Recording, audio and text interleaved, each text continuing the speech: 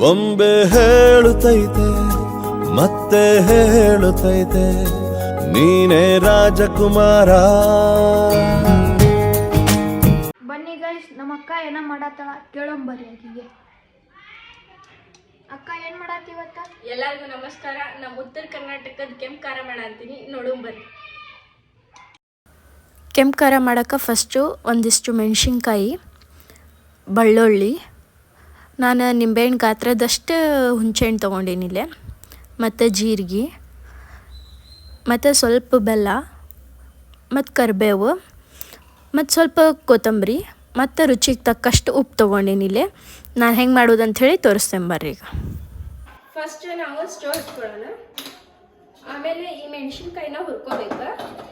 ನಾವು ಕೆಬ್ನದ ಹಂಚೊಳಗೆ ಹುರ್ಕೊಳೋದ್ರಿಂದ iron content ನಮ್ಮ body ಒಳಗೆ ಜಾಸ್ತಿ ಆಗುತ್ತೆ. ಸೊ ನಾವು ಕೆಬ್ನದ ಹಂಚೊಳಗೆ ಹುರ್ಕೊಳ್ಳೋಣ.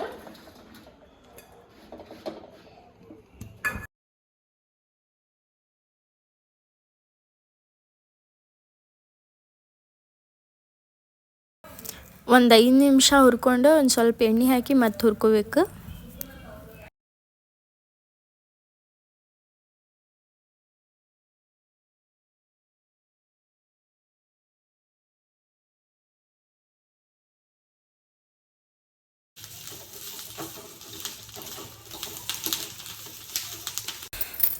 ಒಂದು ಜಾರ್ ತೊಗೋಬೇಕು. ಆ ಜಾರಿಗೆ ಇಷ್ಟು ಬೆಳ್ಳುಳ್ಳಿ ಹೆಸರು ತೊಗೊಂಡಿದ್ವಲ್ಲ, ನಾನು 2 ಗಡ್ಡೆ ತೊಗೊಂಡಿದ್ದೆ. 2 ಬೆಳ್ಳುಳ್ಳಿ ಹೆಸರು ಹಾಕ್ಕೊಂಡೀನಿ.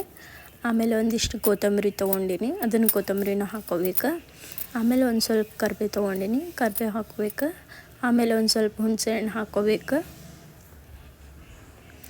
ಹುಣಸೆಹಣ್ಣು ಹಾಕ್ಕೊಂಡ್ಮೇಲೆ ಒಂದು ಸ್ವಲ್ಪ ಜೀರಿಗೆ ಹಾಕ್ಕೋಬೇಕು.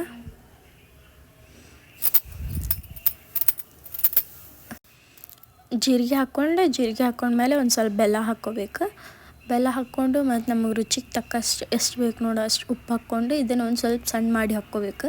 ಇದನ್ನು ಸಣ್ಣ ಮಾಡ್ಕೊಂಡ್ಮೇಲೆ ಆಮೇಲೆ ನಾವು ಹುರಿದಿದ್ದು ಮೆಣಸಿನ್ಕಾಯಿ ಐತಲ್ಲ, ಆಮೇಲೆ ಅದನ್ನು ಮಿಕ್ಸಿಗೆ ಹಾಕ್ಕೋಬೇಕು. ಫಸ್ಟ್ ಇದನ್ನು ಸಣ್ಣ ಮಾಡ್ಕೊಳೋಣ ಬರ್ರಿ.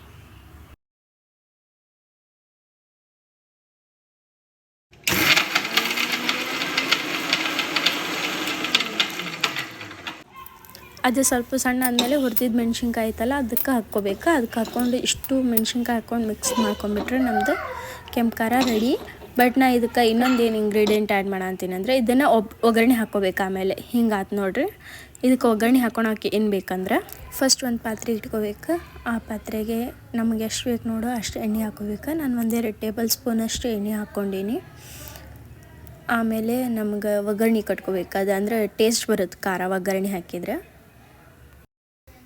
ಎಣ್ಣೆಗೆ ಒಂದು ಸ್ವಲ್ಪ ಸಾಸಿವೆ ಹಾಕಬೇಕು. ಆ ಸಾಸಿವೆ ಚಟ್ಪಟ್ ಆದಮೇಲೆ ಸ್ವಲ್ಪ ಜೀರಿಗೆ ಹಾಕಿ ಆಮೇಲೆ ಕರಿಬೇವು ಹಾಕಿಬಿಟ್ರೆ ನಮ್ಮದು ಒಗ್ಗರಣೆ ರೆಡಿ. ಅದಕ್ಕೆ ನಾವು ಅದನ್ನು ಖಾರ ಮಿಕ್ಸಿಗೆ ಹಾಕ್ಕೊಂಡಿದ್ದಿಷ್ಟು ಖಾರನ ಹಾಕಿ ಸ್ವಲ್ಪ ಒಂದು ಕುದಿ ಬರೋ ತನಕ ಇಟ್ಬಿಟ್ರೆ ಮುಗೀತು, ನಮ್ಮದು ಖಾರ ರೆಡಿ ಆಗುತ್ತೆ. ಈ ಖಾರ ನಮ್ಮ ಉತ್ತರ ಕರ್ನಾಟಕದ ರೊಟ್ಟಿ, ಚಪಾತಿ ಮತ್ತು ರೈಸ್ಗೆ ಭಾಳ ಕಾಂಬಿನೇಷನ್. ನಾವೀಗ ರೈಸ್ ಹಾಕ್ಕೊಂಡು ಉಣ್ಣ ಅಂತೀವಿ. ಅದಕ್ಕೆ ಹೆಂಗೆ ಕಾಂಬಿನೇಷನ್ ಆಗುತ್ತೆ ಅಂತ ಹೇಳಿ ನೋಡೋಣ.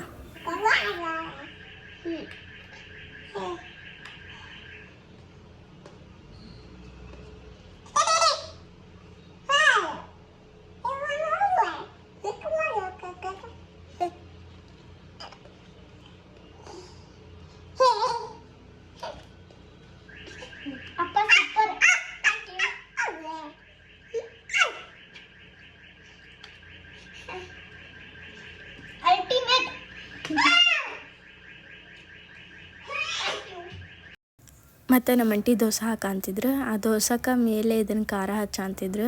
ನೋಡೋಕೆ ಬಾಯಾಗ ನೀರು ಬರ ಅಂತೈತಿ, ಅಷ್ಟು ಮಸ್ತಾಗಿತ್ತು. ಹೆಂಗಾಗಿತ್ತಂತ ನೋಡೋಣ ಅಂತ ಬರ್ರಿ.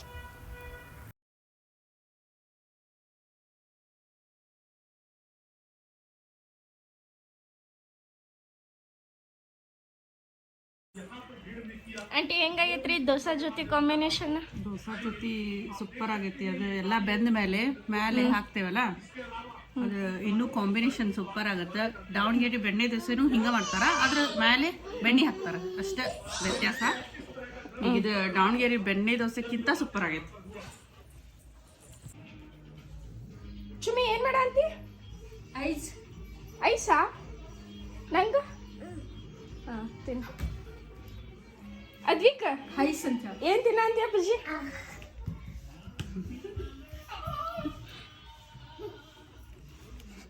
ಇವ ಯೂಟ್ಯೂಬ್ನಾಗ ನನ್ನನ್ನು ತಗೋಬೇಡ್ರಿ ಅಂತ ನಾನು ಮುದ್ದಾಮಿ ಅಂತ ತಗೋತೀನಿ ನಾ ಯೂಟ್ಯೂಬ್ನಾಗ.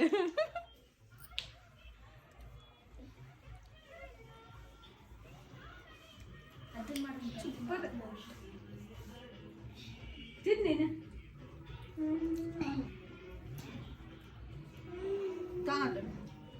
ನೀವು ಅಲ್ಲೇ ಹೈಸ್ ಒಳ್ಳೆ ನಾನು ನಮ್ಮ ತಮ್ಮ ಒಂದು ಸ್ವಲ್ಪ VA ಬಜಾರಿಗೆ ಹೋಗೋದಿತ್ತು, ಒಂದಿಷ್ಟು ಐಟಮ್ಸ್ ತೊಗೊಳೋದಿತ್ತು, ಅದಕ್ಕೆ ಹೊಂಟೀವಿ. ಏನೇನು ತೊಗೊತೀನಿ ಅಂತ ಹೇಳಿ ತೋರಿಸ್ತೀನಿ ಬರ್ರಿ.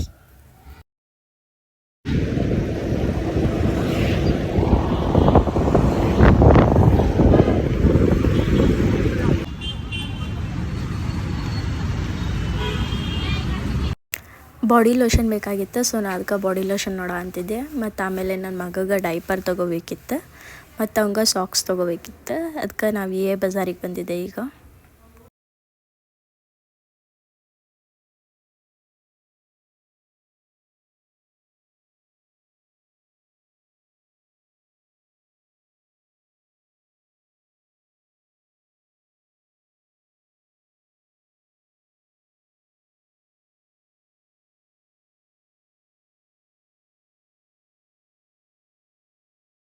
ನಮ್ಮ ಉತ್ತರ ಕರ್ನಾಟಕದ ಕೆಂಪು ಖಾರ ನೀವು ಮನೆಯೊಳಗೆ ಟ್ರೈ ಮಾಡಿ ನೋಡಿರಿ. ಇಷ್ಟ ಆಗಿದ್ರೆ ಕಮೆಂಟ್ ಮಾಡಿ ತಿಳಿಸ್ರಿ, ಮತ್ತು ಸಬ್ಸ್ಕ್ರೈಬ್ ಮಾಡೋದನ್ನು ಮರಿಬೇಡ್ರಿ.